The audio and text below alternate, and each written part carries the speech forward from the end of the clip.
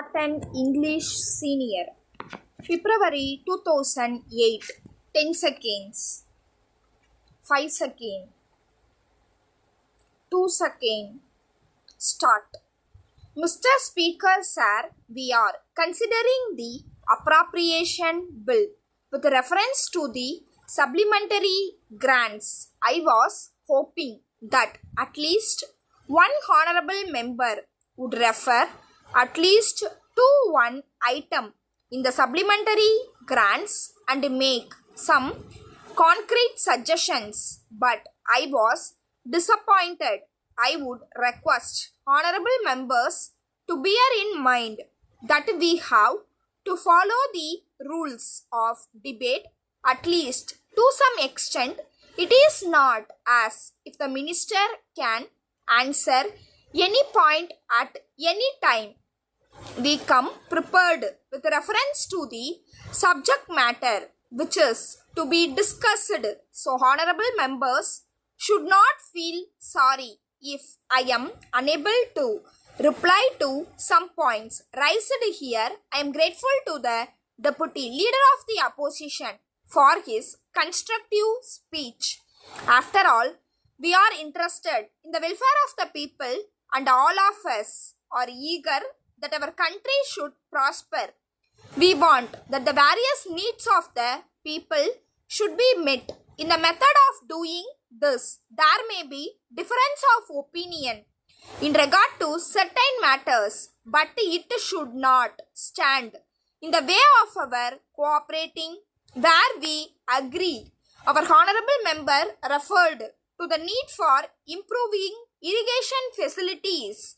I may inform him that we are anxious to increase production of food grains. The government will do their best to increase food production if, as a matter of fact, food production can be increased in any part of the country by a simple scheme as suggested by him. We will look into the matter. Then as regards bus transport, he referred to the attitude of the conductors towards passengers. I do not know how far his change is true. I agree that there are certain people not only in transport service but in other walks of life also who are unpleasant to other persons, but I may tell the honorable member that if there are bad people in transport service, they should be looked. If he had brought to the notice of the government specific instances, we could have taken action, but he made only a general charge. I now come to the subject of loudspeakers.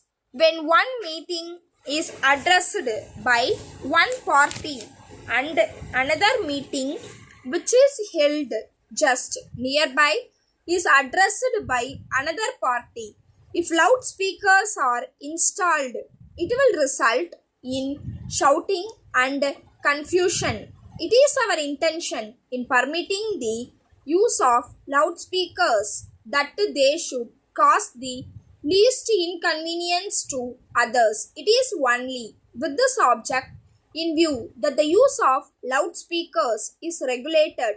The government will not stay in the way if meetings are held in a peaceful manner.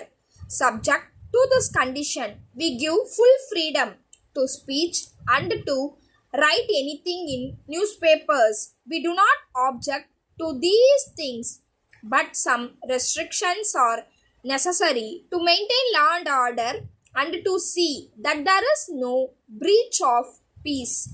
It is only from that point of view that certain restrictions are imposed and they are in the interest of the community as a whole.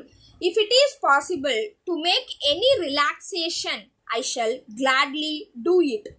We do not stand in the way of peaceful propaganda and the propagation of opinion. By peaceful methods, I thank the honorable members for having cooperated with me and the government and for having made useful suggestions during the debate. We can take pride in the fact that our debate has been at a high level. I am sure that any stranger who has watched our proceeding will give a certificate to that effect. Letter from Ganesh Food Stores, Mumbai, to the Indian Biscuit Company, Pune. Dear sirs, we are very sorry to inform you that we have received a number of complaints from our customers to the effect that an opening the tins of cream biscuits sent by you, they found that the contents were in a very broken condition. In this connection, we may tell you that your consignment of these biscuits was delivered to us on 8th June.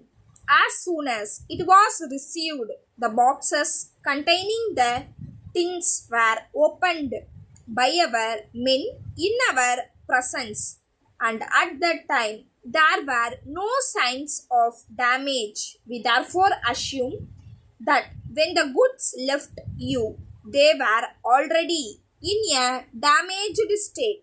We can sell these biscuits easily if they are up to the standard, but we think you will agree that their appearance and conditions are also important in the same manner as their taste. So we are worried about the grievances of our customer. It is our usual practice to supply sound goods in exchange for the defective ones which are returned to us by our customers. But in this case, we are not able to decide whether we should follow this practice when we think that the substitute goods may not be in any better condition. So we shall be pleased if you let us know how you can help us out of our difficulty. Yours faithfully. Stop. Please subscribe my channel.